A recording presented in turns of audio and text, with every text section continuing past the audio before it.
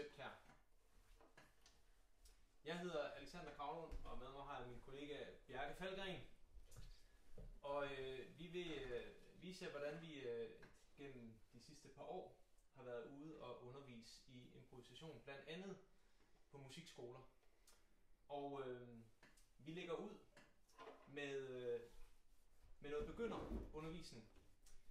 Jeg har selv brugt de her første øvelser i musikkarusel, blandt andet, hvor man jo kun spiller på løse strenge. Heldigvis så er det jo sådan, at man kan altid finde nogle instrumentidiomatiske fordele, som ligesom spiller sammen med den teori, man gerne vil have formidlet. Og det vi gør her, det er, at vi spiller på løse strenge på cello og violiner. Og I ved jo alle sammen, at vi har en C-streng på celloen, og så har vi ellers G, D, A og E. Den er I med på.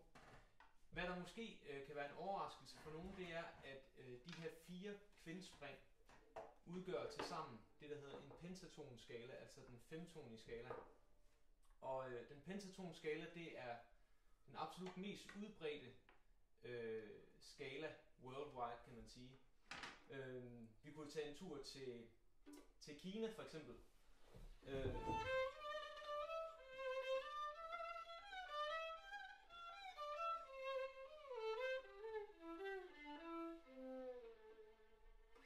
Men vi kunne også tage til Afrika, måske.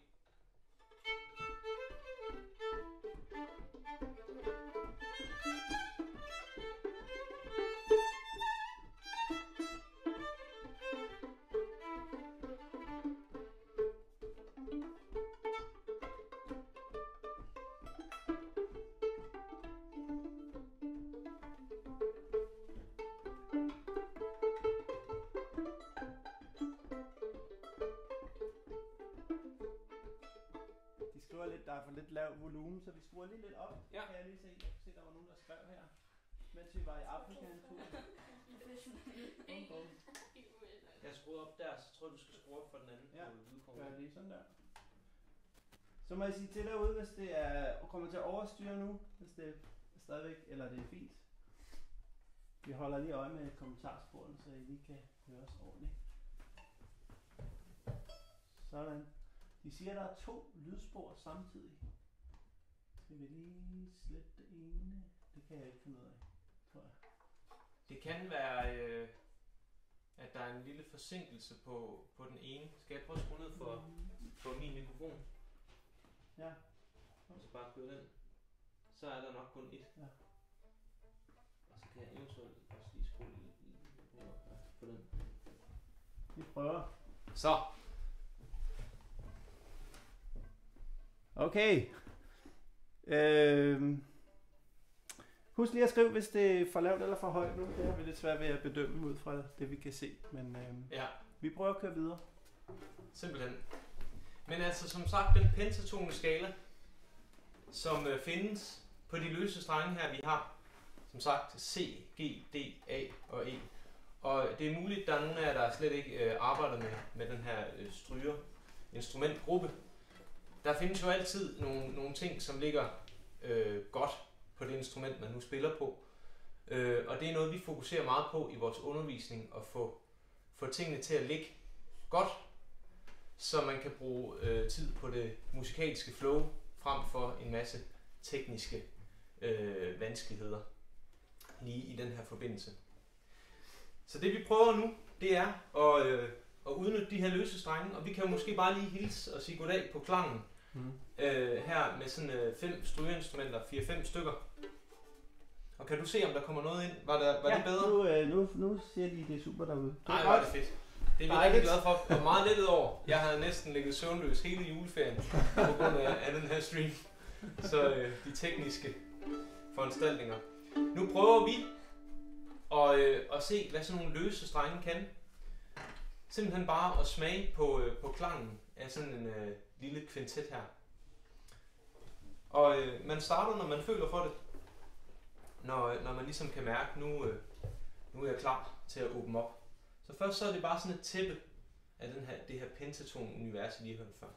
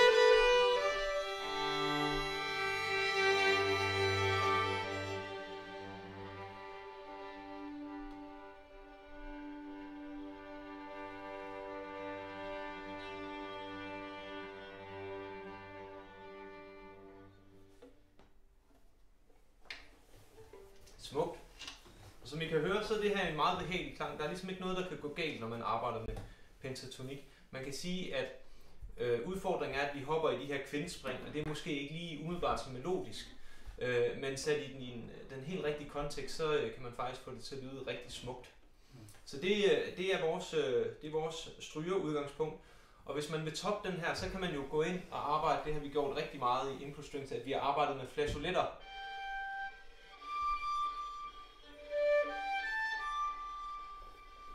Så man får det her rene, lidt spændingsløse univers, hvor man så kan bygge ovenpå. Det vi skal prøve som det første her, det er en lille øvelse, som jeg har brugt rigtig meget i musikkarusel sammenhæng, også i alle mulige andre sammenhæng, nemlig det at lave samtaler, hvor man kommunikerer gennem instrumenterne.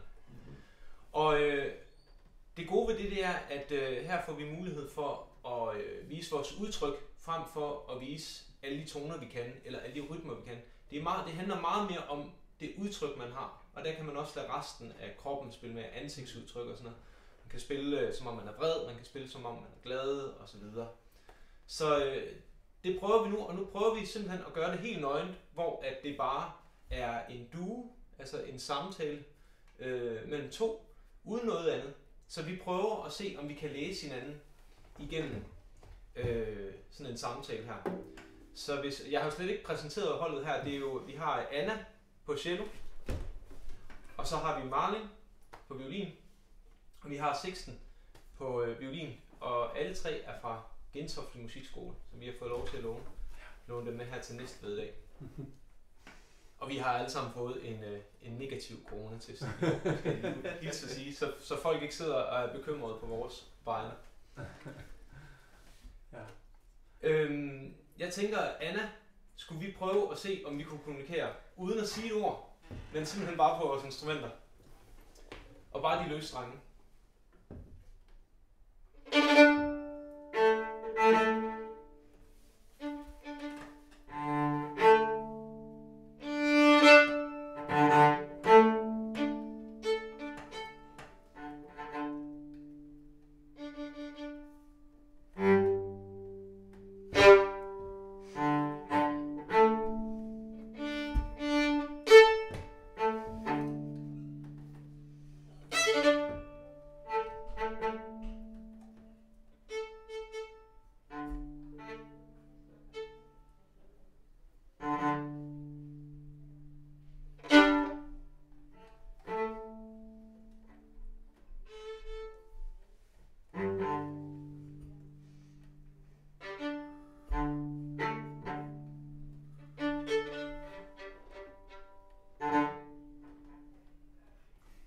Og så videre. Det er sjovt. Ja. Noget man også nogle gange kan lege med, når man så har i gang i sådan en samtale, det er, at man kan også lave en storyline til den. Man kan enten sige, hvad skal den handle om på forhånd, eller man kan tage en rolle, for eksempel af en gammel sur moster og en pige med en glorie over hovedet, eller hvad som helst. Det kan være alt muligt. Man kan lave man kan bede en eller anden elev om at lave en tegning, som man så skal fortolke. Eller det kan være meget frit, hvad man sådan lægger i det. En anden ting, man også skal gøre, som jeg tit oplever, sådan samler energien i rummet, eller skærper koncentrationsevnen, er, hvis nogen skal spille det samme. Hvis for eksempel, at jeg bad jer om at lave en samtale, men I skulle ende med at spille det samme. Så, og hvad vil sige, ideen er ikke, at det skal være 100% det samme, men bare det, at man lige pludselig har så meget fokus på, hvad den anden spiller, og hvad den anden har gang i, skaber utrolig meget connection, og i virkeligheden bliver man bare meget bedre musiker til at spille sammen, når man ligesom får det input og ligesom tænker ud over sin egen lille sfære, kan man sige. Så derfor så kan det være et meget godt, helt enkelt redskab. Og det er faktisk på alle niveauer. Det er også, hvis man beder professionelt om at sige, nu skal I to spille det samme. Så sker der altså noget. Og det der sker, det er, at man ligesom kommer ud over sin egen lille sfære, og man ligesom mærker, hvordan at man på alle mulige planer skal fange skal fange hinanden, og hvad det er. Skal vi prøve at spille noget sammen en gang? Ja. Skal vi gøre det? Lad os prøve det. Okay. Så det eneste, vi skal nu, det er, at vi skal spille det samme.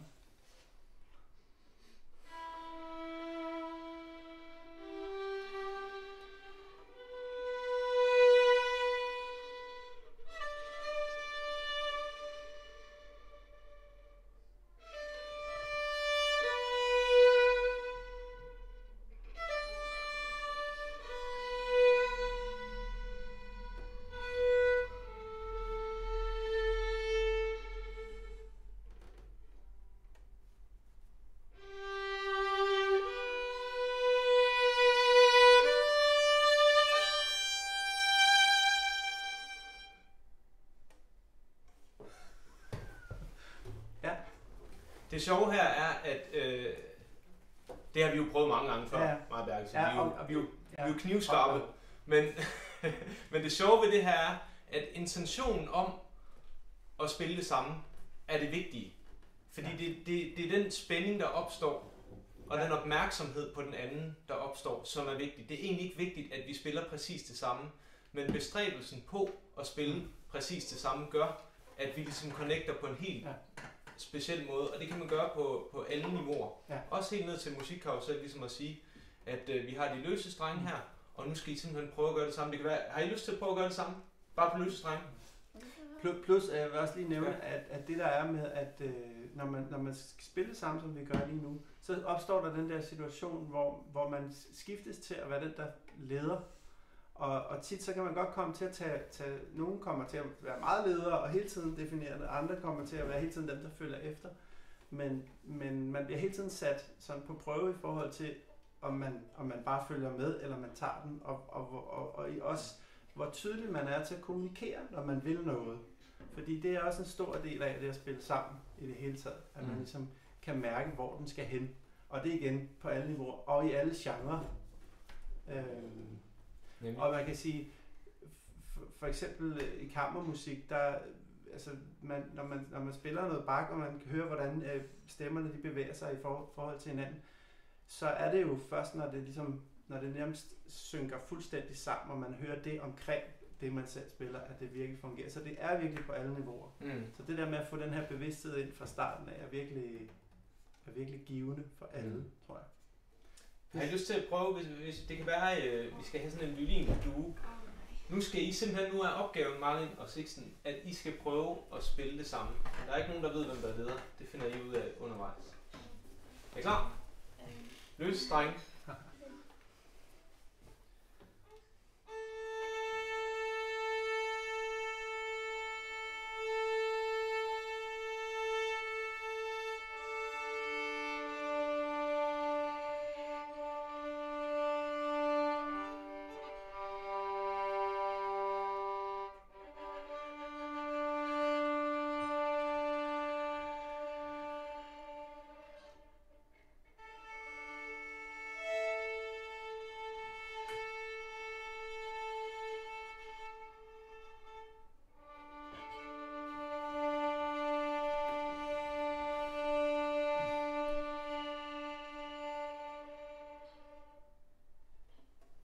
Super godt. Godt gået. Ja, rigtig godt. Hvordan føles det for jer at sidde og spille på den her måde? Det føles... Jeg tror... Det er ikke lige det, man er vant til. Nej, det er det nemlig ikke. Og så spørgsmålet, hvad kan man gøre for at gøre det her lidt mindre blottet? Fordi det føles lidt som om, man står lidt halvnøgen over for hinanden og skal gøre noget. Jeg tror, det er mit kamera hernede, der siger, at nu skal jeg lige gøre sådan her igen, fordi det kun kan op til 20 minutter lang. Der er vist stadigvæk hul igennem. Skal vi lige se, om vi har nogle kommentarer hernede? Det ser super fint ud. Det lyder godt. Det er vi glade for. Nu kan det høres fint. Yes, det kører vist meget godt derude, og der er faktisk 26 seere. Hold da op. Så det er rigtig, rigtig godt. Det som jeg jo tit gør, det her det er ikke den måde, jeg introducerer det på, vil jeg sige, når jeg er ude i en musikkarusel. Typisk så er det i forbindelse med et nummer, hvor jeg kan mærke, vi trænger lige til at få lidt fokus på hinanden frem for det, der står i noderne, eller det, man har fået at vide. typisk så er det sådan, synes jeg, at det let bliver noget med at tælle, hvor mange toner man skal spille i et bestemt nummer. Og musikken ryger lidt hurtigt ud af det. Så det kan være godt at have sådan en lille intermezzo, og der kan man jo spille bolden over på egen banehalvdel. Og det jeg tit gør, det er, jeg kan jo godt lide jazz og bossa nova og sådan noget. Så jeg sætter mig tit ved klaveret, og så sørger jeg for at spille noget. Nu har vi de løse strenge her, det vil sige, at vi er i C-dur pentatone. Så sørger jeg simpelthen for bare at spille noget på de hvide tangenter, der passer til C-dur pentatone. Så kan jeg sige...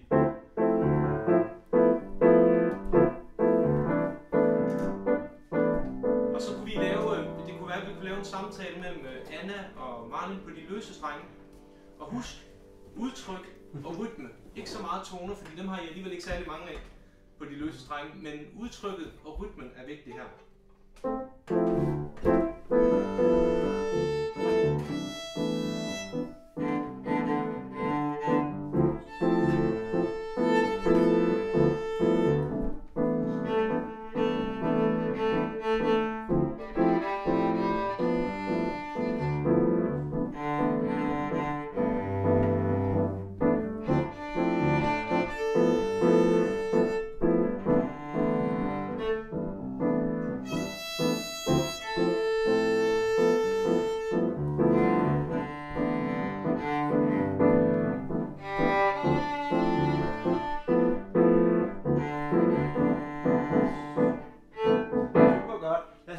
Vi tager lige en runde også to os. Nu prøver jeg lige at gøre noget andet. Fordi det er også vigtigt at have noget dynamik med, fordi nogle gange så kan det godt blive meget forudsigeligt, så gør man det samme hele tiden. Værsgo, maestro.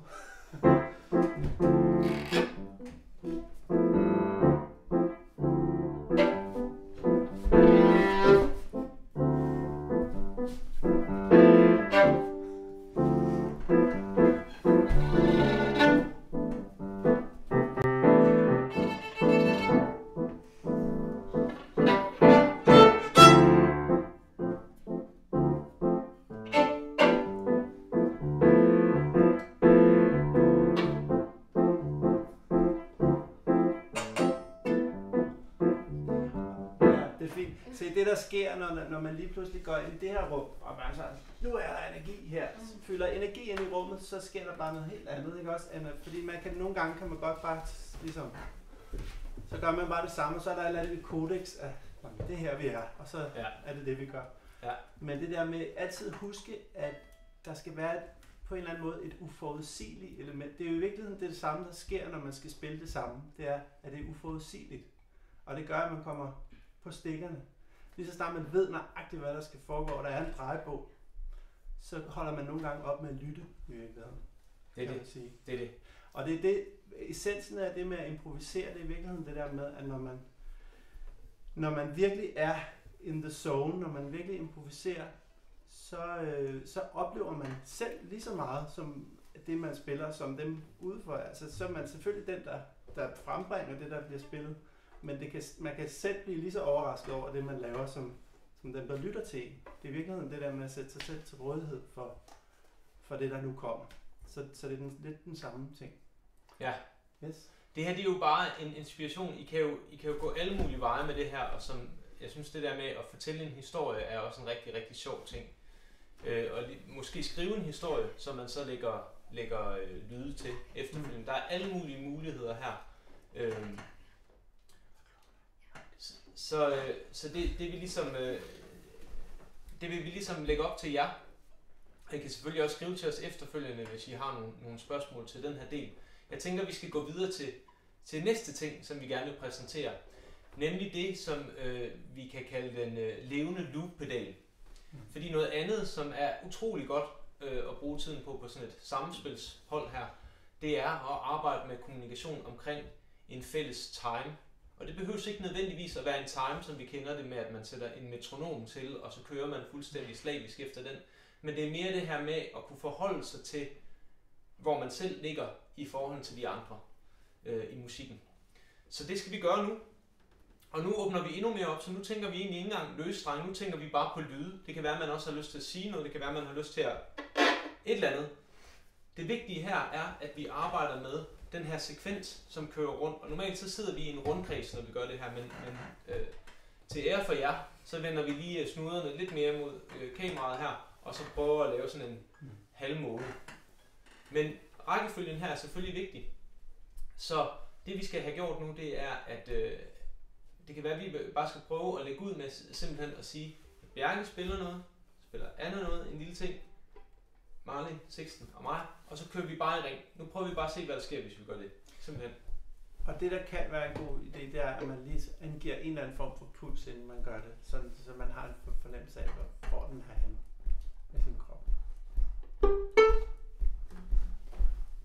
3, 4.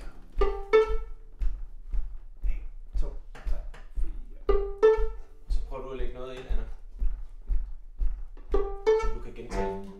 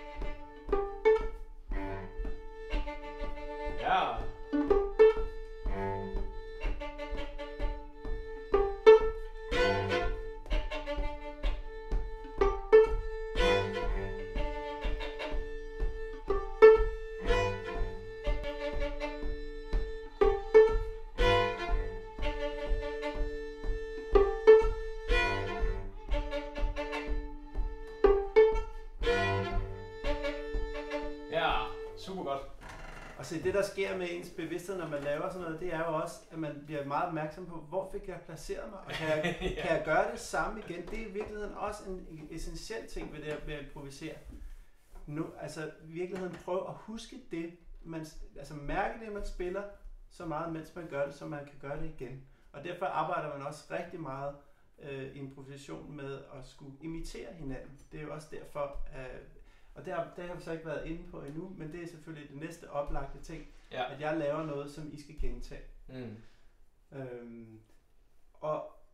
Men det nytter ikke noget, at man laver noget, som man ikke selv kan gentage. Så derfor så er det vigtigt, at man laver det så enkelt, så man kan gøre det igen, simpelthen. Og det kan sådan en øvelse her gøre en opmærksom på. Og man lærer også lige pludselig, hvad, altså hvis jeg skal lave noget, der ligger skarpt i et groove for eksempel, så skal det ikke være alt for kryptisk. Altså så skal det også ligge lidt skarpt, for at man kan genkalde det i den her situation, ikke? At man ligesom lytter godt efter, og så tænker, okay, der vil jeg ligge noget. Så der ser man det. Og hvis man har nogle elever, som er virkelig skarpe, det er jo, det skal I vide. Men så kan man faktisk også, det vi har gjort nu, nu kan det være, at vi laver noget helt andet. På et eller andet tidspunkt, så tæller jeg til 4. Og så starter jeg igen. 1, 2, 3, 4.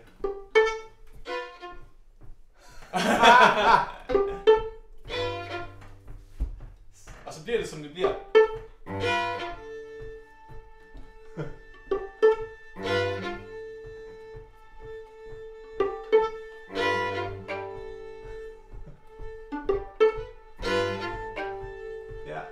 Se, det der er, det er som om, når man først har spillet der, når vi først har været der, så er det på en eller anden måde stadigvæk i rummet. Så derfor er det, og så er det altså sådan en god, sådan er I der ting, ligesom at bare lige tælle til 4, og så er den der igen. Så er der igen, ja. Og plus, at det, hvis man vil gøre den endnu mere avanceret, så kan man gøre det, at man siger, nu næste gang jeg tæller til 4, så skal du spille en af de andres roller. Så mens man spiller den, man spiller, så skal man faktisk aflytte en af de andres, sådan så man kan gøre det næste gang. Men den gemmer vi ikke. Men hvis man arbejder videre med det, så er det ligesom fordi igen det der med at tænke ud over det, man selv laver, og høre helheden i det, kan man sige. Det er lige præcis. Ja. Men vi har ikke været inde på imitation endnu, men det er selvfølgelig det er jo ligesom en samtale. Det er jo dybest set det samme. Bare det vil vi bruge lidt krudt på nu, det er at få sat noget op, så vi har en ramme til både improvisation, men også imitation. Fordi rammen er så uhyre vigtig for den frihed, man føler, når man improviserer. Fordi improvisation, det er noget, vi alle sammen beskæftiger os med. Fordi en samtale er bedste og mest levende eksempel på en improvisation. Det er nok de færreste, der står op om morgenen med et manuskript til de samtaler, de skal have i løbet af dagen. Vi går alle sammen ind i improvisation, når vi taler sammen. Fordi vi kan ikke andet. Vi ved ikke, hvad vi møder, og vi skal ligesom respondere på de inputs, vi får.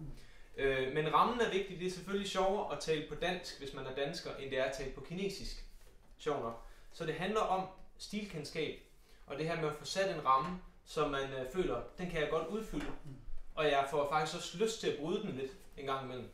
Men en ramme kan for eksempel også være, undskyld jeg lige, men hvis man lige skulle hurtigt lave en ramme omkring det vi allerede har lavet nu, så kunne en ramme for eksempel bare være, at vi havde nogle tegn, der hed, når jeg gør sådan her til jer, så skal I spille det samme. Når jeg gør sådan her, så skal I spille det samme, som jeg lige har gjort, det vil sige imitere mig. Når jeg gør sådan her, så skal I tale sammen. Så har man ligesom allerede et tegnsprog. Og så kunne man for eksempel også have en, der vil sige, det her, det betyder, at nu kommer der en lang tone. Så jeg kunne, hvis jeg havde et stort orkester med strygere nu, for eksempel, så kunne jeg sætte nogen i gang. Skal vi lige lege det en gang, hvis jeg sætter jer to i gang? Så gør jeg sådan her. Det betyder, at nu kommer der en lang tone, så må jeg selv vælge, hvad jeg skal gøre. Vi er stadigvæk i det her kvinde. Så spiller I, når jeg åbner tonen. Så kan vi få en eller anden op og dirigere, hvis man gerne vil det. Og jeg lukker den igen. Og vi prøver igen. Der kommer en lang tone nu. Nu bliver den kraftigere. Hvad tror du, der sker nu, når jeg gør sådan her? Ja. Så nu kunne jeg faktisk køre, nu peger jeg på jer to, og så siger jeg, nu skal I bare spille en lang tone. Og så sætter jeg jer to til at gøre sådan her, mens I spiller.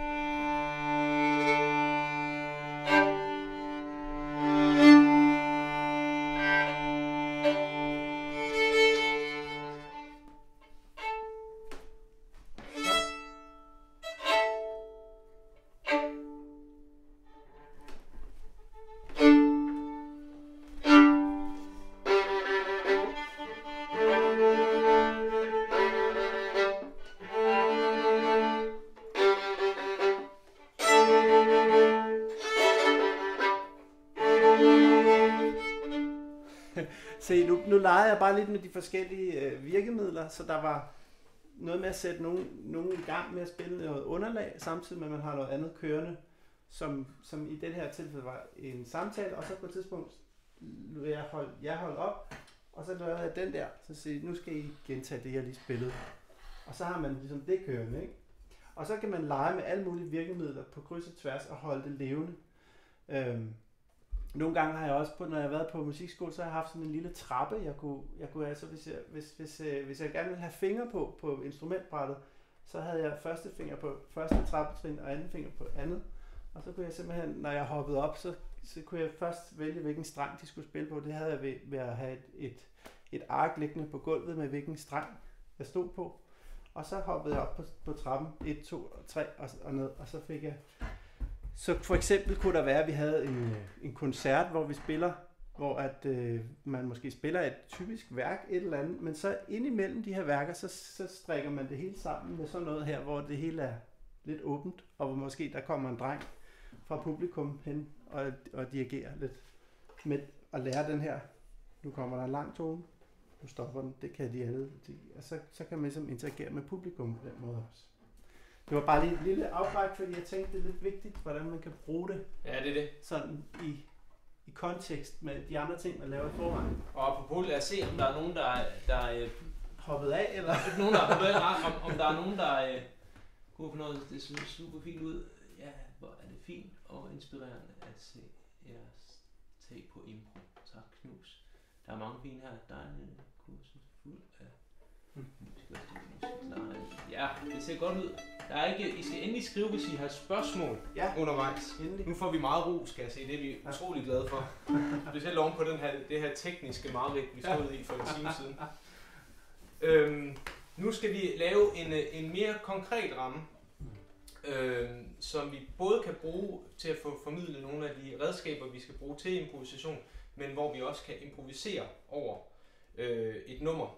Og et nummer, vi har brugt helt utrolig meget, og som vi bliver ved med at vende tilbage til. Nu kan det være, at det snart er ved at være nok med det nummer, Men vi vil lige runde det af ved at præsentere det for jer her i dag.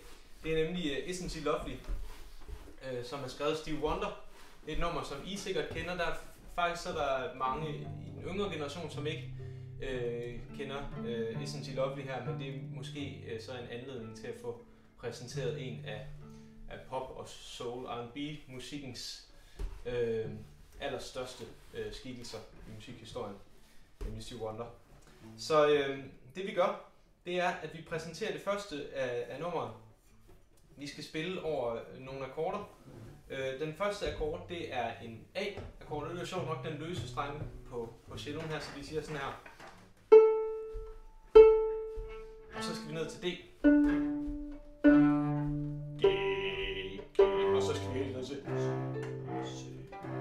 Ja, så det her, det kan man faktisk bruge som en lille vane, og når man får sat det her op, altså allerede med grundtonerne her, altså vi har A, D, G, C, en takt på hver 4/4, så har vi faktisk allerede et lille loop, som vi vil kunne spille over den her C-pentaton skala. Så nu sætter jeg Bjarke og Anna til at spille dum, bum, bum, bum,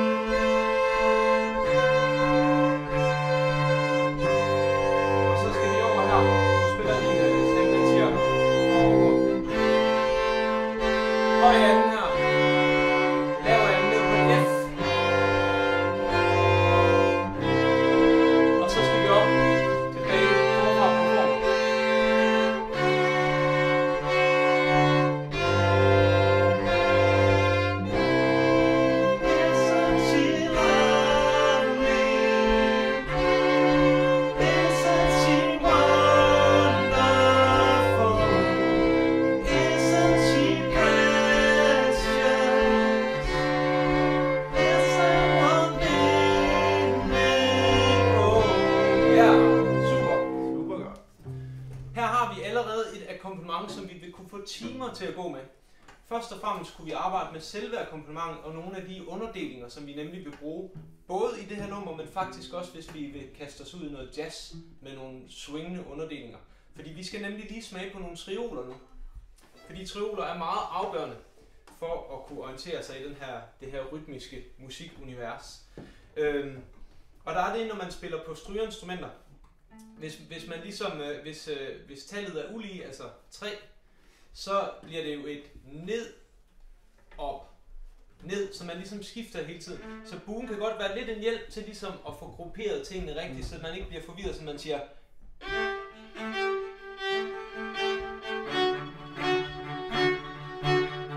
Med en god markering, så man kan høre, hvor man er. Prøv at spille jeres toner fra før, med den her trioler. Ned, op, ned, op, ned, op, ned, op. Og i starten så kan man bare sige, man kan også bruge det ned til igen. Ned, op, ned, op, ned, op, ned, op.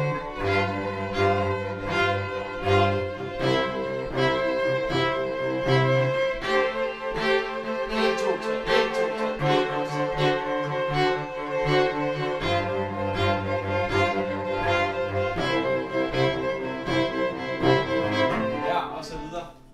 Jeg kigger bare lige. Jeg har et indtryk af, at min tidsfornemmelse er meget dårlig i den her situation.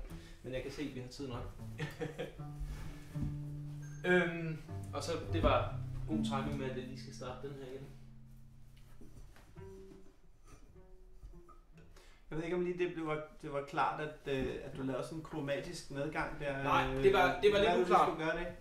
Det jeg gjorde her, de stemmer vi har med at gøre nu, det er, at jeg tager grundtonerne i celloen der med A, og det er D, og så G og C. Så vi arbejder så videre i det her C-dur pentatonen univers, men så skal vi have noget krydder på de her akkorder. nogle septimer og noget sager. Og det kan jeg finde her, hvis jeg går i den første akkord her, hvor jeg har A, så starter jeg simpelthen på septimen i sixens dem her, så jeg tager et G her, og så går jeg en halv tone ned. Så rammer jeg dur-tertsen i D7, og så en halv tone ned. Så rammer jeg septimen igen her i G, og så når jeg ned til tertsen. Og den her halvtone sekvens, den kender man fra det, der hedder sådan en kvintskridt-sekvens, altså hvor at tertsen og septimen, de hele tiden bytter plads. Det er der skrevet meget teori om, stemmeføringsmæssigt. Det er virkelig, virkelig fedt at arbejde med, når man arrangerer, men det er faktisk også rigtig fedt at arbejde med, når man improviserer. Fordi det at have sådan en livline, der går igennem halvtonetrin ned igennem, det er et rigtig godt anker at have for en solo. Hvis jeg nu skulle spille noget, så kunne jeg sige...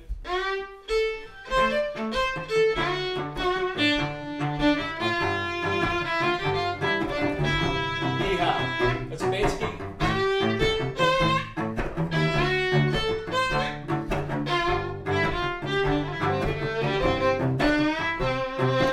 Så det bliver ligesom min livline igennem den her improvisation.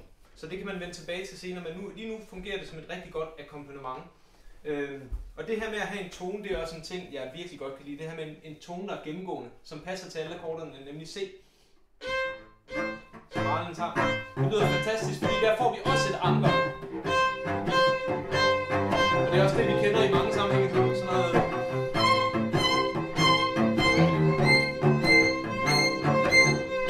Så er vi dejligt hoppet her. Og så videre. Så det kan man lege med.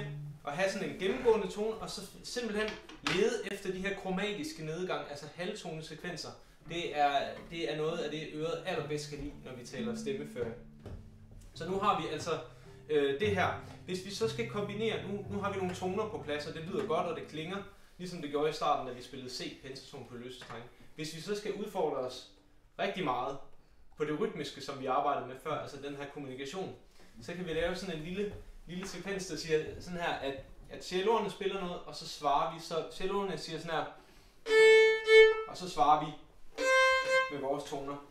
Vi tager bare den første akkord her, så du spiller G, du spiller dit C, og I spiller bare jeres A her, så I siger ba ba ba ba ba ba ba ba, så man skiftes. Ba ba, bare på A.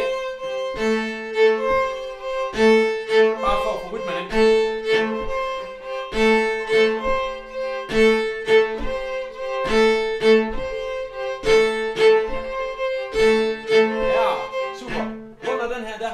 Mine trioler, dem har vi jo selvfølgelig i kroppen, fordi vi har arbejdet med dem i 5 minutter. Måske skulle man bruge lidt mere tid på det. Men vi har altså... Ba, ba, ba, ba, ba, ba. Så de ligger under. Og jo mere man arbejder med triolerne her, desto nemmere vil det være at komme igennem den her form for akkompagnement. Så det siger altså... Ba, ba, ba, ba, ba, ba. Ny akkord. Ba, ba, ba, ba, ba, ba, ba.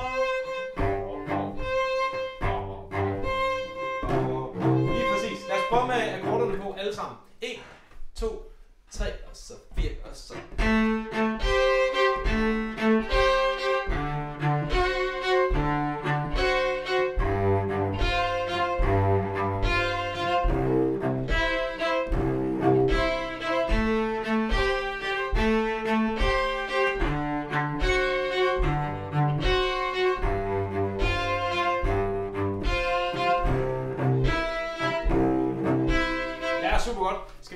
Hvis vi sætter det lidt op i tempo og spiller det en lille smule hurtigere, så kan det være, at vi lige får besøg af Stevie her på mundharpen. Skal vi prøve det? Undskyld. Det er heldigvis din trækæppe og ikke din fod, jeg tror på at mærke. Og vi siger ba ba da da ba ba ba. Så er det. Sejt. Skal jeg bare beholde ja. C? Yes. Ja. Så det er rytmen her, der er det krævende. Tonerne kan jeg høre, I har rigtig godt styr på allerede. 1 og 2 og 1, 2, 3, 4.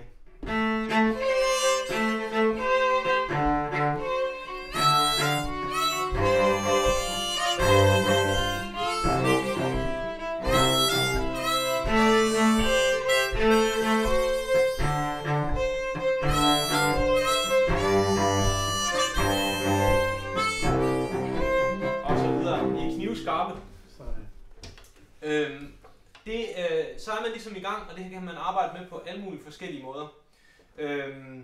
Det er lige før, skal vi bruge tiden og kaste os ud i hele formen? Det tror jeg godt, vi tør, ikke? Ja, det vi skal lige bruge et par akkorder til. Vi skal også lige huske, at vi lægger selvfølgelig stemmerne op, så I kan se det hele bagefter. Vi har sådan en her, hvor jeg har skrevet ud for første violin, anden violin, viola og cello. Og den node, jeg sender ud, det er et eksempel, hvor jeg gennemgår de forskellige akkompagnementsmuligheder i løbet af nummeret. Så det er ikke den mest musikalske måde at gøre det på, men det er så, I ligesom kan plukke ud og bruge det, I tænker giver mening på jeres sammenspilshold, hvis I vil bruge nummeret. Yes. Så vi skal lige op og have fat i 2 akkorder til, for at vi er hjemme igen her. Vi skal have et F, og så skal vi have et E, så vi siger i bassen, altså hvis vi lige tager fra toppen her, så siger vi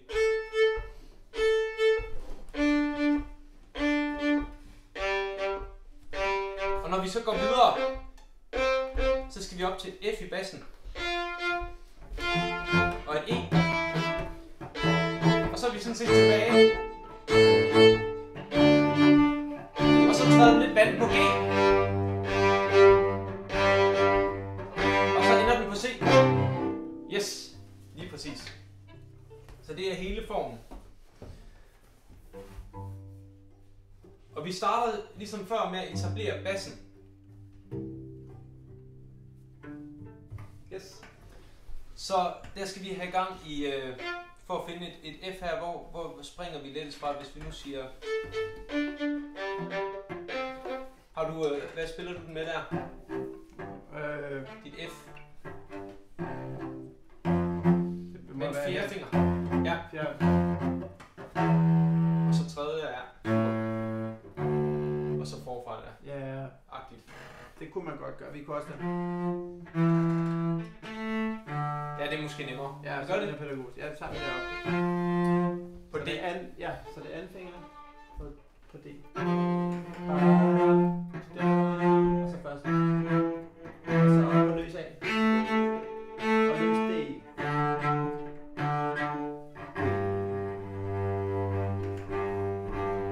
Og så...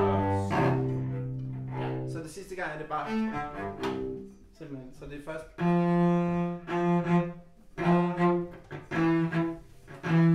Så A. Og så er det hele vejen ned. Og så ligger vi bare her. Ja. 1, 2, 3, 4, C til sidst. Ja. Og Marlene, du spiller sådan her. Når vi kommer dertil, så går du op på et E, det kan du tage med fjerde eller løs, men så siger vi sådan her. Og så ned på et tredje. Og så ned på C, så er du der, og så ligger du der igen. Så det er variationen for dig. Ja. Og du, Sixten, du går op på et A. Yes, og så nu skal vi i gang i den lave fjerde finger her, så vi siger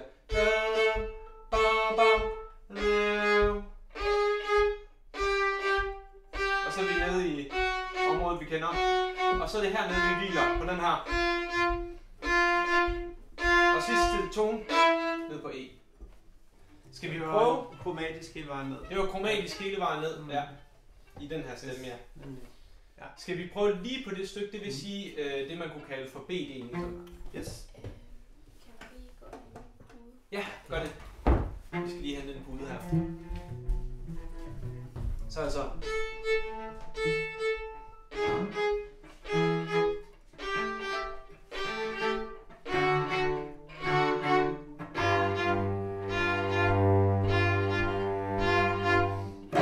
Ja, nemlig.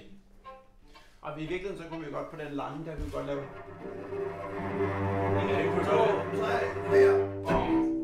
Og noget vi også kunne gøre for ligesom at der sker noget i rytmen, det er at vi kan simpelthen bare spille sådan nogle lidt hårde fjerdedel, så vi siger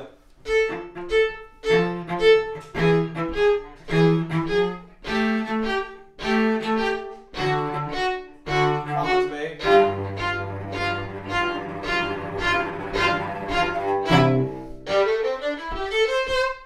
Og den kommer vi til den der. Ja. Fordi så er vi nemlig tilbage til vores pentatoneskala. Og vi kan lige se her, om det går som det skal. 26 stadigvæk, og det ser ud som om kameraet ruller fint. Og det her det er måske ikke længere overophedet. Der er mange ting at tage højde for.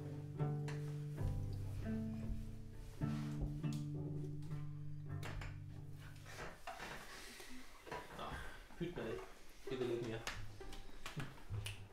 Yes. Og der er ikke kommet nogen nye kommentarer. Men vi håber, I stadigvæk er med derude. Det ser sådan ud herfra. Medmindre skærmen er frosset. Det kunne det faktisk se lidt ud som om.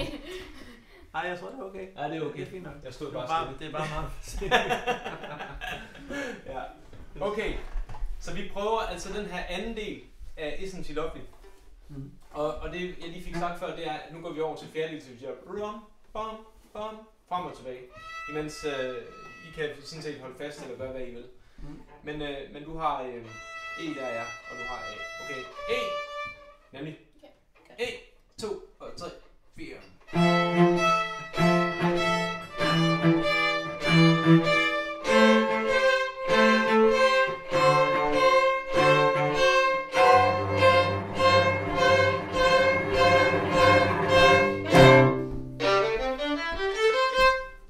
Og den sidste der skal vi lige have med.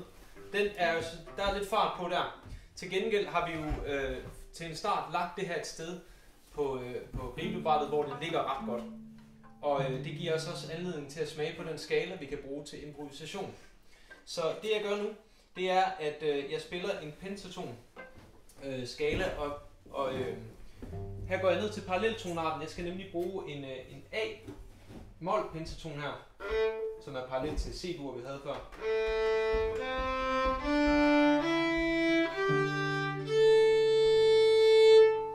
Og det er altså, de her toner, de ligger trip-tap træsko med første finger tredje, løs, første, tredje, løs, A. Og på cello er det fjerde. Og på cello er det fjerde i stedet for tredje. Ja. Så det kan vi lige prøve her. Simpelthen at spille fra vores første finger, altså A ned på G. Vi siger første.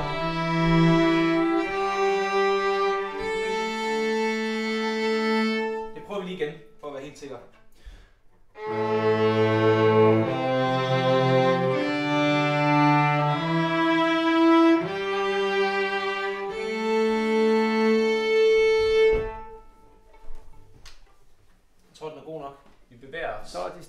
De er stadigvæk med derude, så det er alt er godt. Ej, var det godt.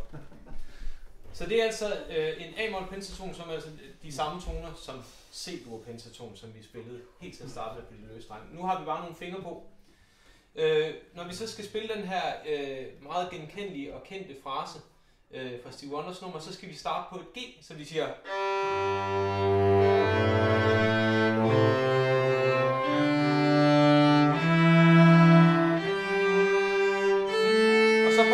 op og have et C her.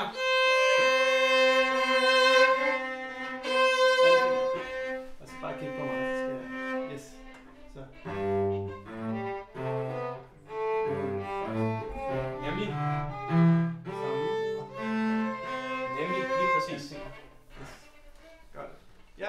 Så anden finger er ude lige ind til den sidste tone på A-streng, som er et C. Ellers så er det første og tredje, der ligesom kravler op ad gribebrættet. Lad os prøve igen. Og nu siger jeg sådan her, E og så 2.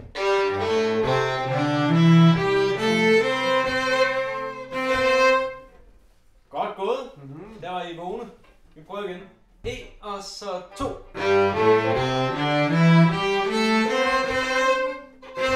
det her det kan man bruge lang tid på at øve på, så det sidder lige i skabet, når man kommer dertil. E og så 2.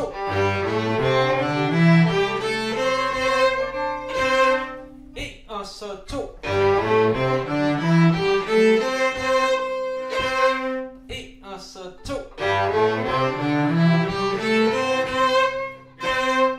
Rigtig godt. Nu prøver vi simpelthen hele formen. Og hele formen den går ud på, at man spiller... Det kan være... Skal vi prøve at spille formen en gang, så man lige kan høre det hele? Du spiller bas, og jeg spiller Sixens stemme, som var den her lidt Yes. karakteristiske. Skal jeg så spille? Du må godt prøve at se, om du kan hænge på dit C, og så høre, hvornår vi skifter til E. Jeg kan lige give dig et lille blik. Ja. Så mig og Bjarke prøver lige som udgangspunkt her, og så kan det være meget, at følger med på sit C. Så vi siger, skal vi lave rytmen derfor før? Ja, vi gør det. Ja, lad os gøre det. 1, 2, 3, 4.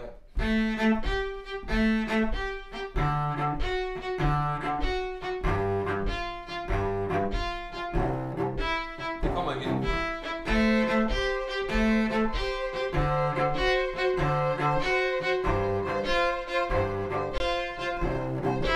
Så skifter den op.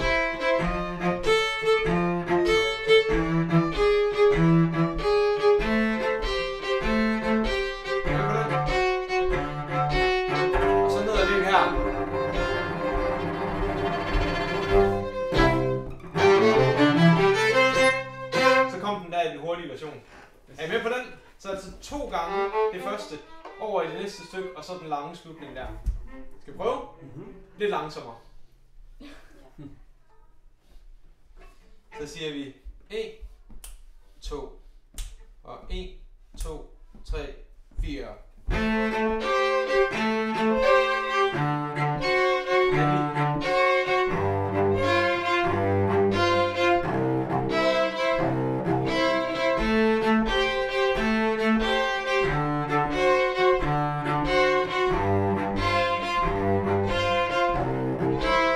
På den høje.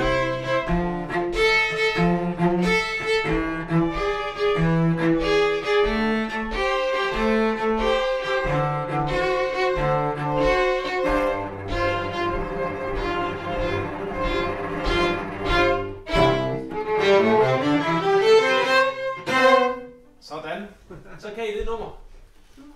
Og det er en anden vigtig pointe det her, når vi er ude, så sørger vi ligesom for at lægge noderne væk. Det er kun mig, der sidder og paniklæser.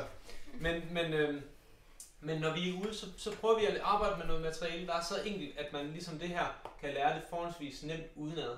Igen, så vi retter fokus mod musikken, og det er at lytte til hinanden og kunne lege med musikken. Det her det er ligesom de grundlæggende byggesten i det her nummer, altså triolerne og så de her harmonier. Så nu har vi noget, vi virkelig kan lege med. Fordi det er nemlig sådan, at den her skala, vi spiller til sidst, det er også den skala, som man kan bruge, når man skal improvisere over hele nummeret. Og sådan er det jo ikke altid ude i virkeligheden. Men det er et rigtig godt sted at starte der, hvor man ligesom kan sige, det her det er safe. Og så kan man sagtens udfordre det derfra og gøre det endnu mere spicy og få det til at rive lidt mere. Men til at starte med er det rart, at man ligesom ved, okay, min løse G-streng klinger godt, min første finger klinger godt, min fjerde eller tredje finger her klinger godt. Så man ligesom har det der mønster og lægge sig lidt op af, når man skal til at improvisere. Så lad os spole tiden lidt frem og sige, nu har vi spillet det her nummer, kan det rigtig godt. I har også lært melodien selvfølgelig. Den har vi måske først sunget med teksten her, så vi har lært rytmen igennem teksten. Men nu kunne vi måske faktisk i virkeligheden prøve, at I leger lidt, imens jeg spiller det her akkompagnement på klaver, så I lige får lidt frihed til dels at høre, hvad der sker med improvisationen her. Måske kan vi lave lidt imitation også. Det er måske det rigtige sted at starte, at Bjarke spiller nogle mest rytmiske ting, som man kan imitere over formen her. Så sætter jeg mig lige over til klaveret. Og det der er essensen ved, når man skal levere sådan noget imitation, det er, at man skal sørge for at gøre det tilstrækkeligt enkelt, sådan så man, sådan så det i virkeligheden er et skarpt, jo mere skarpt rytmisk motiv, det er jo lettere er det også faktisk at gentage det. Så det kan jeg lige eksemplificere. Ja. Skal du have noget at komme frem til, eller skal jeg vælge hele tiden over den der? Ja. Lige akkorder. Nå, ja. Jeg har nemlig lige transponeret den. Okay. Så nu skal I altså imitere, det vil sige at efterligne mig. Er I friske på det? Okay. Så siger vi.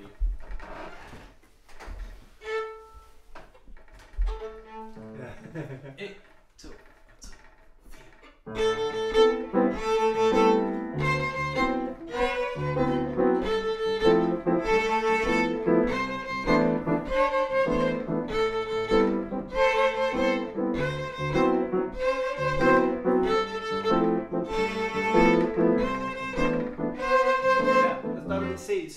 der er virkeligheden er, at jeg bliver ved med at spille de samme ting, indtil jeg er sikker på, at alle de er med. Og så begynder jeg at gøre noget nyt.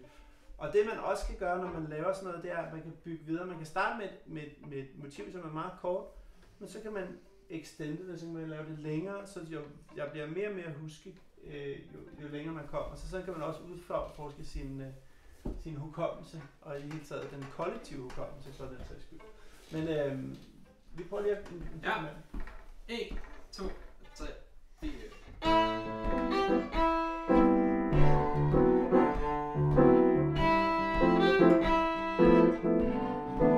Så jeg starter på E.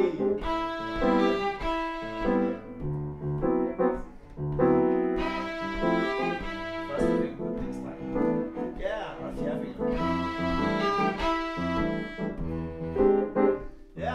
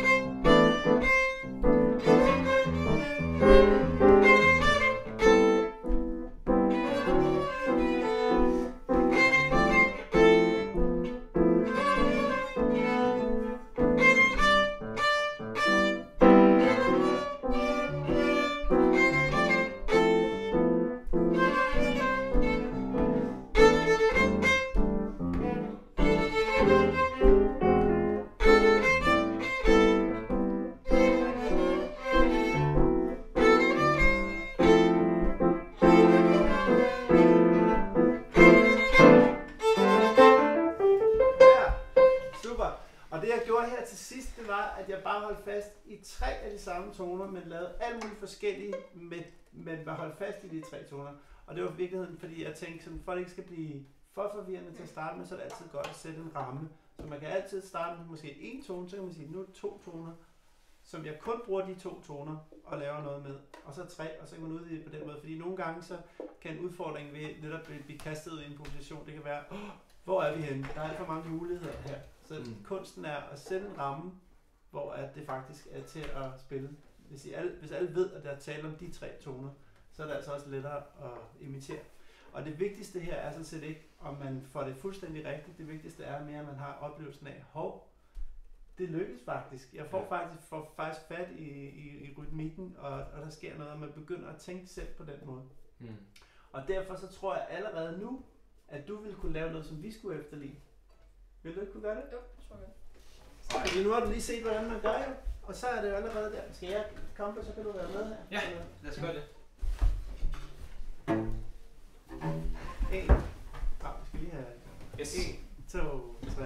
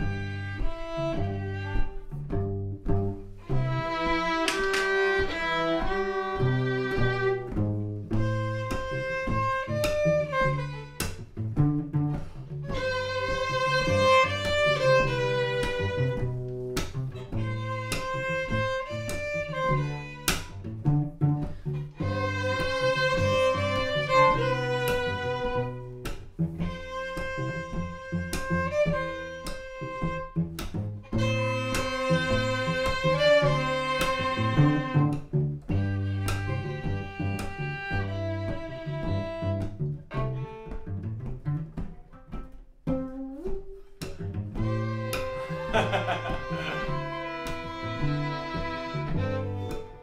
hvad det nu var. Ja, rigtig godt. Yes. Super godt, Sixten. Rigtig godt.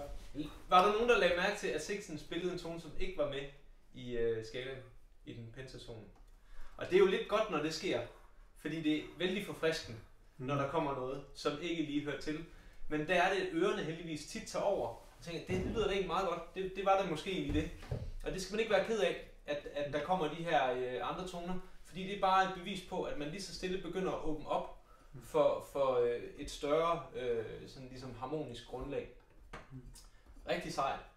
Og igen, det her, kan du ikke også mærke det her med, jo mere tydelig man er i det, man gør, jo mere får man tilbage ligesom for os, ikke? Så det handler om at være klar i spillet, når man sidder og sender ud her. Men det er en rigtig god måde for at varme op på, også fordi, at det er lidt mere konkret, end det bare skulle spille en solo. Hvis vi nu bare sagde, nu skal I bare spille solo, så det vil være vanskeligt at kaste sig ud i, uden at have varmet lidt op først.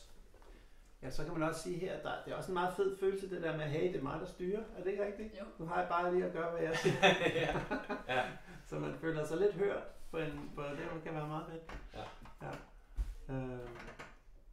Ja.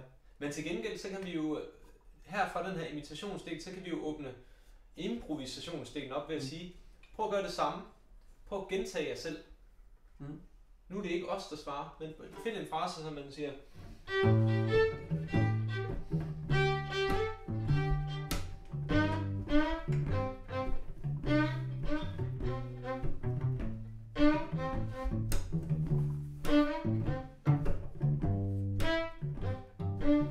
Så man ligesom bygger ud for det, kan I se konceptet, at man ligesom laver nogle små linjer, som man kan gentage og justere en lille smule på undervejs. Man skal ikke nødvendigvis, det handler ikke om at finde en masse idéer, det handler om at bruge de idéer, man får, og så bare udvikle på dem. Er I friske på at tage sådan en runde, hvor mig og Bjarke vi akkompagnerer, og så prøver jeg simpelthen at gribe fat i en enkelt lille frase, og så prøver jeg at se, hvad I kan gøre med den. Så I skal ikke tænke en masse forskelligt, I skal bare tage en frase, og så gentage og prøve at udvikle lidt på den. Har du lyst til at prøve først, Marlene? Nej, det var bare... Har du lyst til at prøve, Anna? Skal vi tage Sixten her igen? Er du klar, nu prøvede du det andet, så du ved lidt, hvad det handler om, det der med bare at kaste sig ud i en frase, og så repeterer du bare selv. Okay. 1, 2, 3, 4.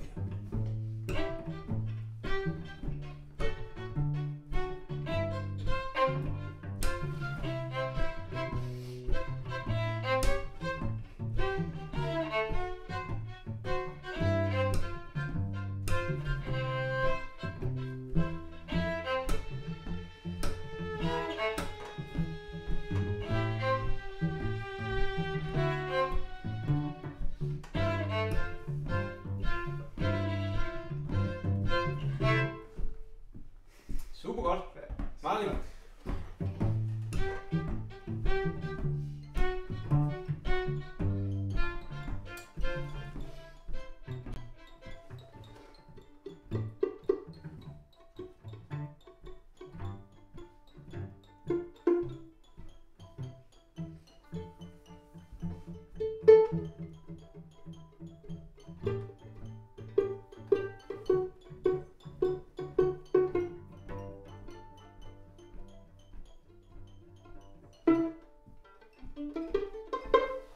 Ja.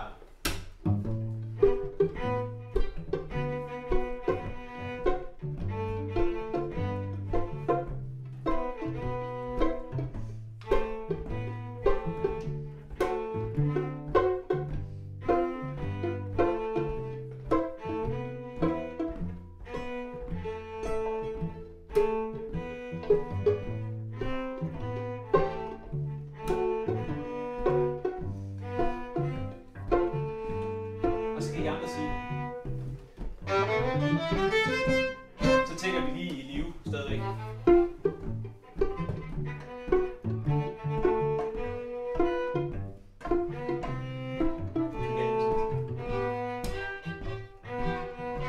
Bare den der frem og tilbage.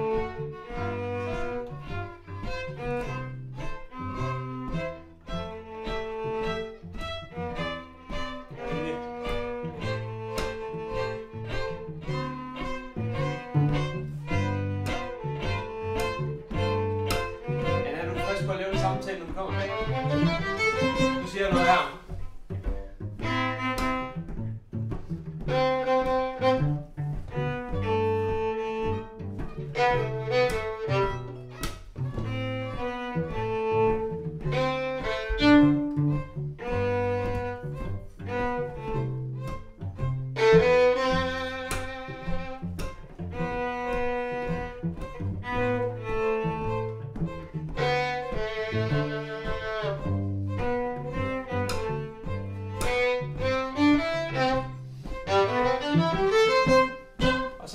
ting, som er rigtig vigtig, det er, at vi skal huske, at vi bliver filmet. Hvis man bare hørte det her som sådan en radiostream, podcast, så vil folk jo tænke, det er fantastisk, og de har det rigtig sjovt. Men lige nu sidder vi og koncentrerer os mega meget. Så husk, at vi jo også skal jo også spille til vores publikum her, som sidder hjemmesendt oven i købet.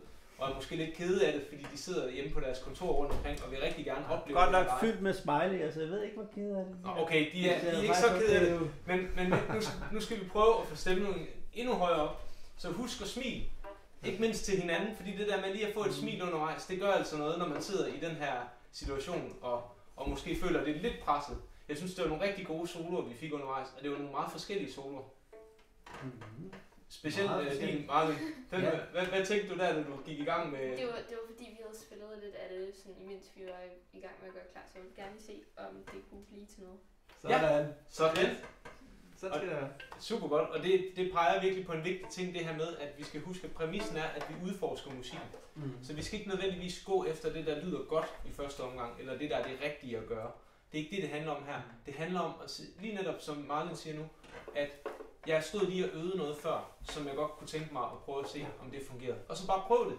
Og det værste, der kan ske, det er, at man siger, nå, det kan være, at jeg skal gøre det i en anden kontekst. Det kan også være, at det fungerede helt fantastisk. Det kunne i hvert fald noget i den her kontekst, fordi det samlede ligesom energien. Der er et ord, der hedder serendipity, som betyder kunsten at finde det usøgte.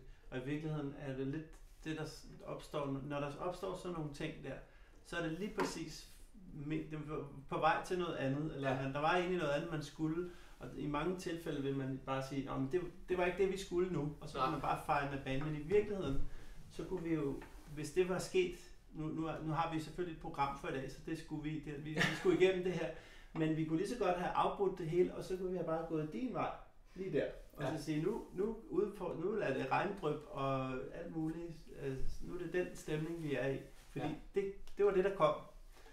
Det var det usøgte, som lige dukkede op lige der. Og det tror jeg, det er meget essentielt, at man ligesom hele tiden sådan er vågen på, at det er ligesom, når du spiller en tone, som det ikke var meningen, du skulle spille. Så jeg kan kun sige personligt, den måde, jeg har udviklet mig på, i forhold til at improvisere rigtig meget, det er ved at hele tiden ramme et eller andet, og så finde ud af, hvad gør jeg herfra. Ja. Så det lød ikke, eller hvad kan jeg sige, der er faktisk ikke nogen toner, der er forkerte, så længe det kommer an på, hvad man gør med dem bagefter. Hvordan det går, om de går op, og man får ført dem hjem, og alt sådan noget. Så. En af vores andre kæpheste, det er, eller det vi egentlig altid arbejder på, det er netop det der med at kunne finde hjem. Det er det, musik handler om. Det handler om at komme så langt ud, som man overhovedet tør, og måske lidt længere end da, og så finde hjem. Ja. Dem, der er de mest overbevisende improvisatorer, det er dem, der kan redde sin egen røv i en hvilken som helst situation. Og det gælder sådan set ikke bare spillet, men det gælder også det at spille sammen med andre, og kunne redde situationen og sige, hov, nu skete der lige det her, det var faktisk en fejl, men vi spiller med den, i stedet for at spille imod den. Og tænke, nu er det helt ødelagt. Ikke? Så det kan man godt værsgo at lægge på hylden, når man arbejder med improvisation. Og det er også det, som improvisation kan hjælpe en med, når man spiller andet musik, som ikke nødvendigvis er improviseret. At man lærer ligesom at navigere i musikkens landskab og finde hjem. Og så altid være klar. Altså det gælder også, når vi sidder her. Hvis jeg begynder at tælle til 4 lige om lidt, så har vi jo en aftale om, at der er noget, vi skal spille. Ja. Men nu gør vi det ikke, fordi jeg har ikke talt til 4. Nej. Men det betyder, at man sidder og er klar. Så man har en bevidsthed om, at den der violin, den flyver op til halen lige om lidt, hvis han nu tæller til 4. Ja. Det der at være klar, så kan der ske alt muligt. Det er det. Ja. Skal vi lige se, hvor meget vi har kvarter tilbage, ja. Så vi skal også åbne op for lidt spørgsmål. Ja, det skal vi nemlig. Det tænker jeg nemlig også. Jeg kan lige sige det sidste vigtige link her. Det er, at nu har vi arbejdet rigtig meget med sådan en pentaton-univers. Og jeg har også i det her akkompagnement allerede løftet sløret for nogle lidt mere spicy akkorder, som tilfældigvis passer til C-dur pentaton. Sådan er det jo ikke altid. Men det her nummer er godt, fordi at det netop kommer omkring nogle akkorder, som gør, at de toner, vi spiller, lyder mere spicy end den skala, vi egentlig spiller. Men hvis man skulle spice det her endnu mere op, så skal vi over i bluesen og tilføre det, der hedder den blå tone. Her. Nu viser jeg det bare lige hurtigt. Jeg kan sige, i stedet for bare A-mol her, så kan jeg sige, tag tritonussen til A. Og nu har jeg jo verdens bedste stryger-akkompagnatør her, så hvis I kan spille en omgang af Isn't She Lovely efter bedste evne, så prøver jeg at spille lidt blues henover. Vi kan sige det? 1, 2, og 1, 2, 3, 4.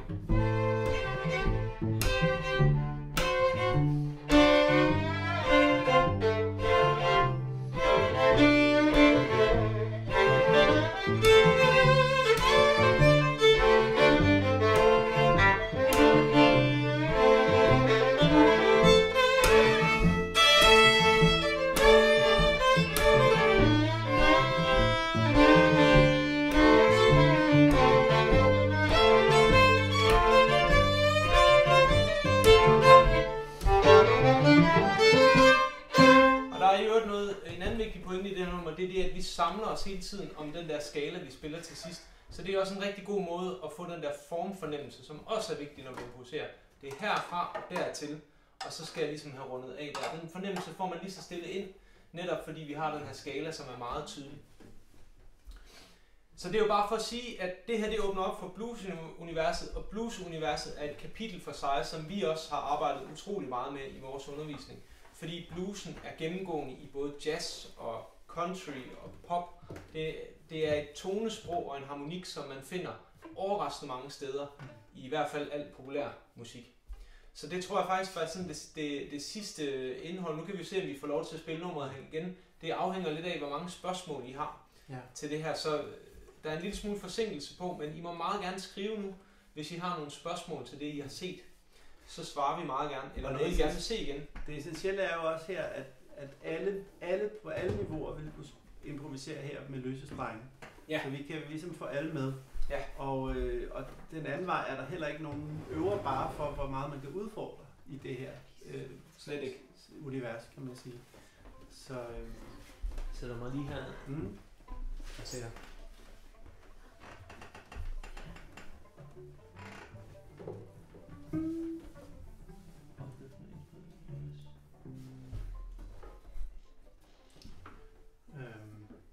Ja, der er ikke sådan umiddelbart, hvad jeg lige kan se i den her tråd. Der er mange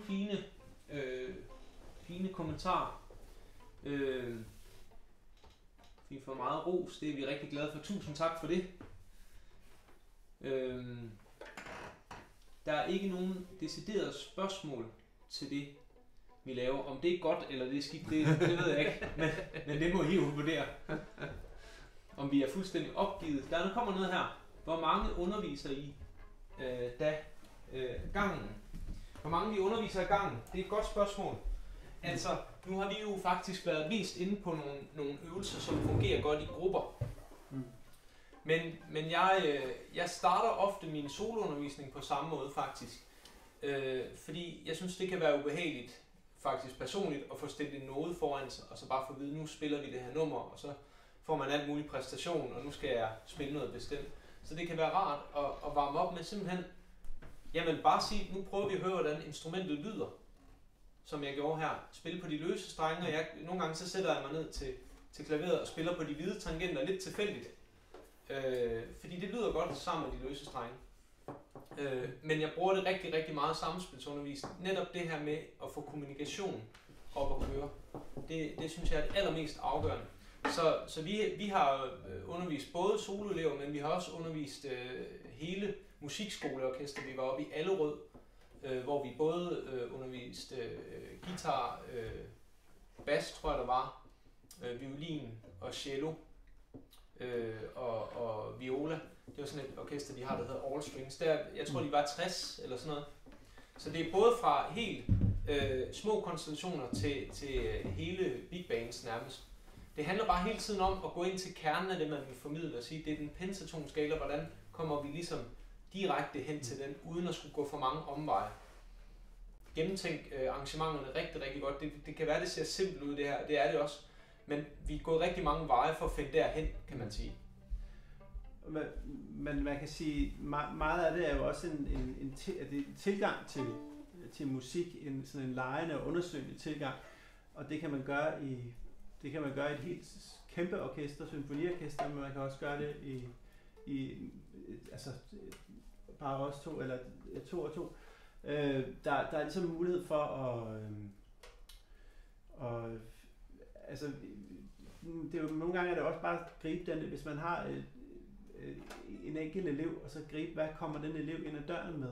Ja. Er det sådan nogle dryp der lige kommer der, eller er det en dreng, som er helt vild med at spille Fortnite? Så kan det være, at man skal lave en Fortnite-sang jo. Det kan være alt muligt, det er noget med at gribe det, som er i deres bevidsthed lige den dag. Det behøver ikke nødvendigvis at gå ud over det faglige niveau, tværtimod kan det faktisk opildne. Og så er der, vi bruger også begge to et redskab, der hedder iReel, som er sådan en app, man kan få til sin telefon, hvor man kan skrive, man kan både finde jazzstandards og alt muligt, som den bare afspiller, og man kan selv vælge altså akkorder, altså tonearter og alt muligt. Man kan også selv skrive akkorder ind, for eksempel hvis det var den her, man gerne vil have et backing track at spille til, så er det rigtig nemt bare lige at skrive akkorderne ind, og så trykke play, og så har man noget at spille til. Ja. Fordi nogle gange kan det også være noget, når man får en elev ind ad døren, så bare det der med, at der er noget, der spiller i rummet, det afmonterer også en masse, nej, det kan jeg ikke, eller sådan noget. Så begynder man bare at interagere til det. På et tidspunkt havde jeg sådan en klasse med en masse, en folkeskoleklasse med en masse drenge med ild i røven. Og så opdagede jeg faktisk, at hvis jeg satte et beat på i starten, når jeg kom ind ad døren, så underviste jeg til det beat. Så nu skal vi spille A. Så var vi allerede i gang, og så var der nogen, der breakdancede ned foran, og så improviserede jeg, lavede en eller anden sang, som de sang, og så spillede vi violin samtidig. Så det er meget, nogle gange er det bare noget med at gribe det der i rummet, men det der sker nogle gange, hvis der er et beat, eller en rytme, eller et eller andet, der kører, så bliver opmærksomheden også skærpet. Så er man ligesom meget mere til stede, fordi jeg tror i virkeligheden, at det der sker, det er, at for nogle børn kan der bare være så meget kaos, så derfor kan man ikke ligesom koncentrere sig og lytte, men når det snart der er en rytme og et fast fundament, man kan stå på, så bliver koncentrationsevnen også meget bedre. Nu er der flere? Ja, der er nogle spørgsmål her. Fedt. Der bliver spurgt om, vi har andre gode numre med lignende akkordgrundlag, ligesom Isn't She Lovely. Ja. Ja. Altså jeg kan henvise til, altså jeg har for eksempel brugt ABC-sangen. Det gjorde vi også da vi var oppe i Allerød. Og jeg har også lagt en version ud på min egen YouTube-kanal. ABC Bossa Nova, hvor at jeg bruger de løses, eller jeg bruger tonerne fra ABC til at lade eleverne spille.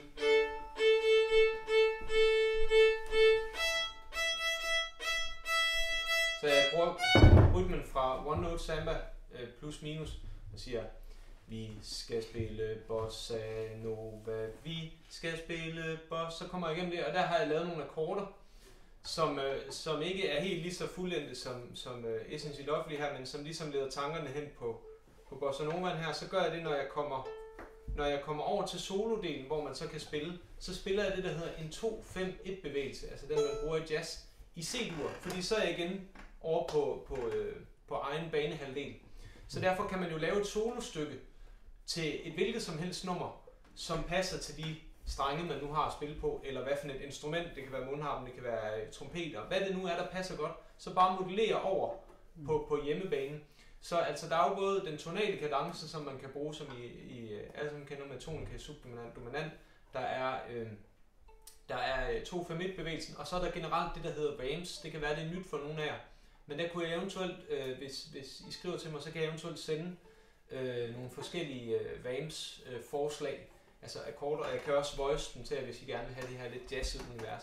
Men umiddelbart vil jeg faktisk foreslå jer, at I tager fat i jeres hjemmebane og siger, jeg er folkemusiker, så jeg laver noget fedt i den genre, eller jeg er klassisk musiker, så jeg laver en progression, som lyder godt, som man så kan spille over i C-pentaton, eller hvad det nu er. Så man hele tiden får bygget musik op og brugt sit eget musikerskab i undervisningen. Så står der, har I erfaring med at integrere sanger i jeres improundervisning, hvis jeg gør I det samme eller noget andet? Vi har ikke arbejdet så meget med sanger.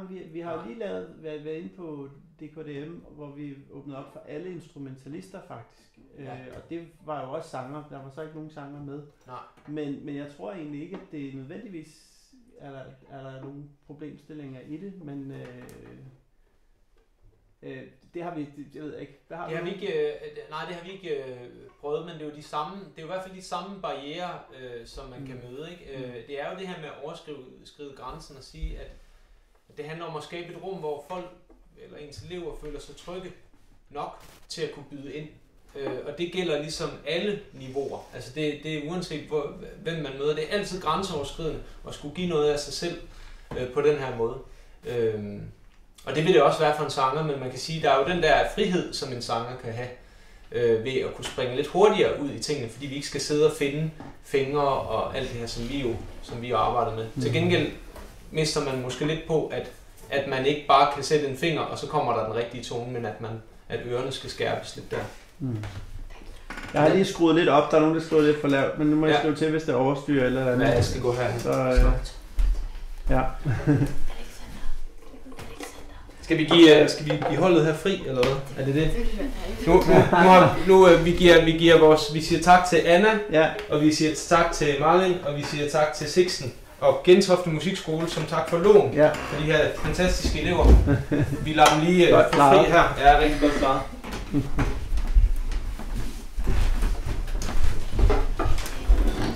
Hvad har vi ellers?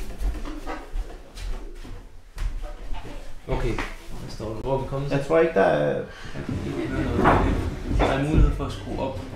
Jamen, jeg har lige skruet op, så jeg tror, det er fint. Jeg har måske skruet ned i det YouTube-vindue. Ja. Yes. Vi bruger det. Okay. Ja.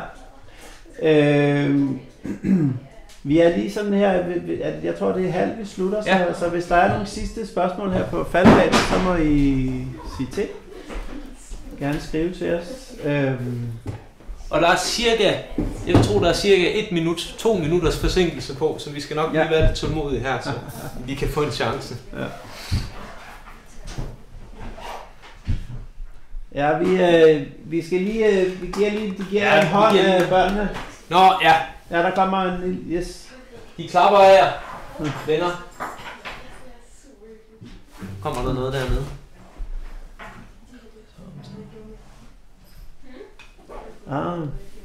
Det er Gudrun, der skriver, hun har... Ja, okay.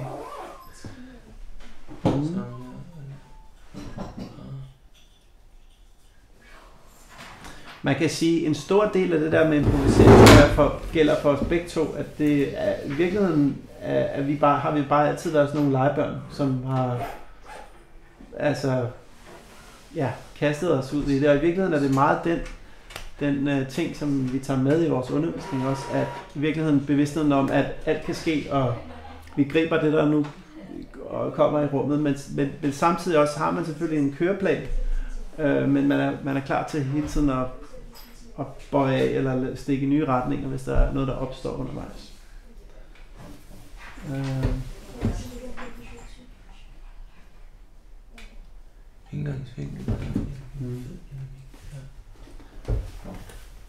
Jeg kan måske sige noget af det, jeg har tænkt meget over. Det er jo tit sådan, dem vi arbejder med, er jo tit klassiske stryger. Og det som jeg nogle gange oplever er forskellen på vores måde at arbejde på, det er, at for mig og Bjarke er det også tit noget med hele tiden at arbejde med det helt grundlæggende, altså de grundlæggende elementer, altså beherske musikken fra alle forskellige vinkler. Så hvis man for eksempel ser på et band, hvor der er bas, trommer og guitar og klaver, så bekymrer vi os ret meget om at komme hele vejen rundt, og måske ovenikøbet prøve at imitere nogle af de her, for eksempel imitere trommeslageren, imitere basrollen og sådan noget, så vi hører musikken fra alle de her forskellige vinkler, for at vi ligesom kan navigere frit i musikken. Hvor at man i klassisk musik ofte har brug for at specialisere sig utrolig meget på sine ting. Så noget jeg tit opdager, det er, at violinister for eksempel tit kun hører det, der er i toppen af musikken. Og ikke er så bevidste om, hvad der sker nede i bassen. Så det der med at vente den om og så sige, lad mig lige prøve at høre, hvad der sker nede i bassen, og måske synge basgangene, eller spille basgangene i det her nummer.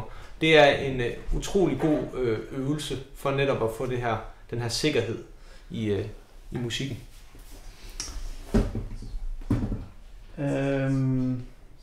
Bruger I nogensinde sangstemme som værktøj?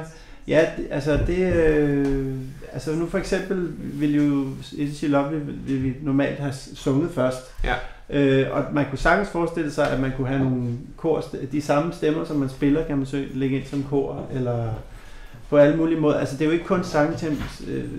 Det kan jo også være, altså jeg har også brugt for eksempel Pachelbels Kanon, arrangeret på et tidspunkt for et stort strygeorkester, og så fik jeg ungdomsskolens rapper ind til at lave med en DJ og et beat til, fordi det er i virkeligheden, det er meget lidt, der skal til for en af de to verdener, så lige pludselig havde vi rapper og rytme og beat og sang. Man kan sagtens blande det der i en stor smeltedigel. Og noget andet, jeg underviste, jeg lavede sådan nogle improvisationsforløb på Aarhus Gymnasium en årrække, hvor jeg brugte stemmen rigtig meget, fordi det var for alle mulige instrumentalister, og oplægget var, at jeg skulle lave intuitiv, gehørsbaseret improvisation, så jeg skulle altså ikke inddrage en masse teori.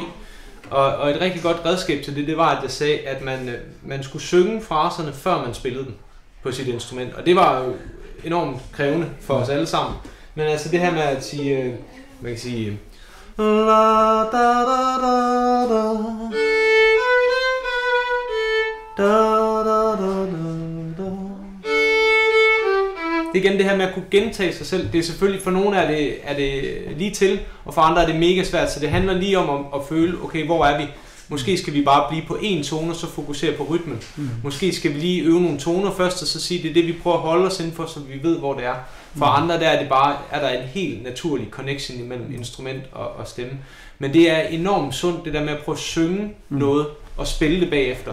Og det er jo også noget, man kan gøre derhjemme selv, hvis man synes, det er grænseoverskridende at skulle gøre det. Så det foran andre. Det siger jeg tit til mine elever, prøv at gøre det derhjemme selv. Det kan godt være, at du ikke vil gøre det foran mig. Men prøv at arbejde med det her med at få sunget en frase, som så også er sangbar, og så spiller den. Fordi det, man kan synge, det er ofte meget mere melodisk, end det, man ofte springer ud i. Man kan også sige, at den øvelse, vi lavede med loopet, der hvor vi fandt på noget, som vi så gentog, det kunne man jo sagtens have lavet med stemmerne i stedet for, det så selv var det samme. Jeg skal også vi skal lige huske at sige, at hvis der er nogen, der har fået ekstra blod på tanden, så har vi jo et sommerstævne, vi afholder i august.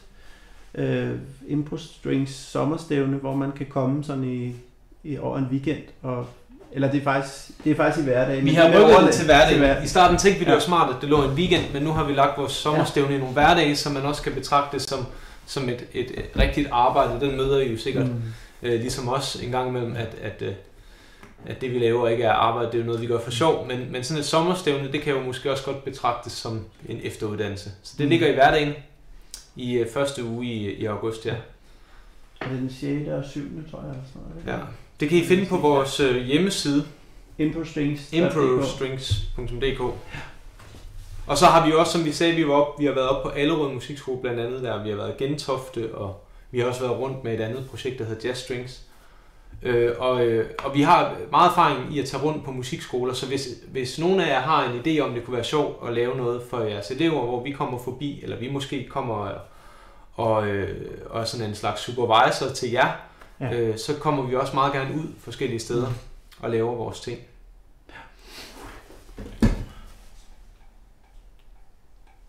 Tusind tak. Jeg tror, vi er ved at være nået til vejs ende. Jeg har faktisk ikke talt med Kirsten om, hvordan det er i forhold til, at det her det bliver liggende. Jeg tror, det bliver liggende, så man kan gå tilbage. Der bliver spurgt i forhold til stævnet, tror jeg. Ja. For lærer, ja, altså det er jo primært et efteruddannelsesstævne, kan man godt sige, men det er altså det kræver, undskyld, ja. Ja, det er studerende og professionelle. Ja, det er præcis. Vi henvender os til. Og så er der nogen, der skriver, at jeg er egentlig ikke uddannet, jeg lever heller ikke af at spille, men jeg spiller rigtig meget og har været på det og det stævne, så det er ikke så sort på hvidt, men det er ting som sådan en efteruddannelse til strygere, primært. Så står der, i hvilken alder anbefaler I, at denne slags undervisning er for? Altså, jeg mener, det er jo i virkeligheden en måde at opleve musik på, så det kan gå helt ned i, jeg vil sige 6-7 års alderen, vil jeg nok sige. Ja. Faktisk. Altså, man kan sige, det skal bare skaleres, men man kan jo gøre rigtig meget med de løse strenge, og så det der med samtalen, og det der med at opleve, at man kan interagere, og nu er det mig, der har den, nu skal I følge efter mig, og kongens efterfølger, og der er rigtig mange live, som man kan, ligesom, hvor man kan få det helt ned i den aldersgruppe, og så ellers så er det selvfølgelig de her fantastiske unge mennesker, vi havde her, det er jo perfekt, men jeg ser egentlig ikke, altså det kan lige så godt være konservatoriestuderende. Tit så i virkeligheden, så kan det være nogle af de samme ting, vi arbejder med, fordi det er så grundlæggende og fundamentalt. Så det er bare et spørgsmål om at skrue en lille smule op for sværhedsgraden, men nogle gange er det faktisk de samme ting, vi arbejder med. Ja.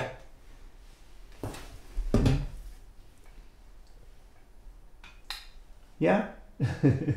Jeg ved ikke, om der er flere... Mere af det ude på stregen. Ja.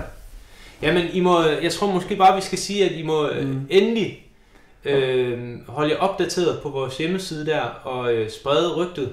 Og der er noget til noderne, hvor de kommer op hen.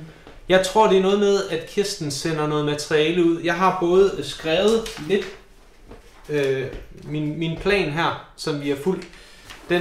Den kommer jeg til at sende til Kirsten i hvert fald. Hvis hun får den ud, så sørger jeg for at lægge den ud. Det kan også være, at vi kan lægge det på vores hjemmeside. Men umiddelbart så tror jeg, at Kirsten hun sender materiale fra det her seminar ud fælles, så man kan gå ind og hente det et eller andet sted. Hvis ikke, så skal jeg nok sørge for, at det kommer ud og ligge et sted, hvor I kan finde det. Eventuelt på vores hjemmeside. Det kan også være, at vi kan nok ikke se, hvem der har været inde. Men ellers så find vores mailadresse. Find min mailadresse, Alexander Kravlund, Gmail. Eller skriv til os via Improstrings. Improstrings, ja. Det er måske også nemmere. Så sender jeg. Men jeg tror, det kommer ud til jer. Uanset hvad. Ja. Og tusind tak for alle de positive tilbagemeldinger. Det er så dejligt og skønt. Og håber, at I kan bruge noget af det til at få integreret jeres undervisning, og det kommer ud, og der er en masse børn og unge mennesker, som får glæde af det. Ja. Vi glæder os til at møde jer derude i virkeligheden. Vi håber, vi snart kommer tilbage i marken. Tak for i dag. Tak for i dag, alle sammen.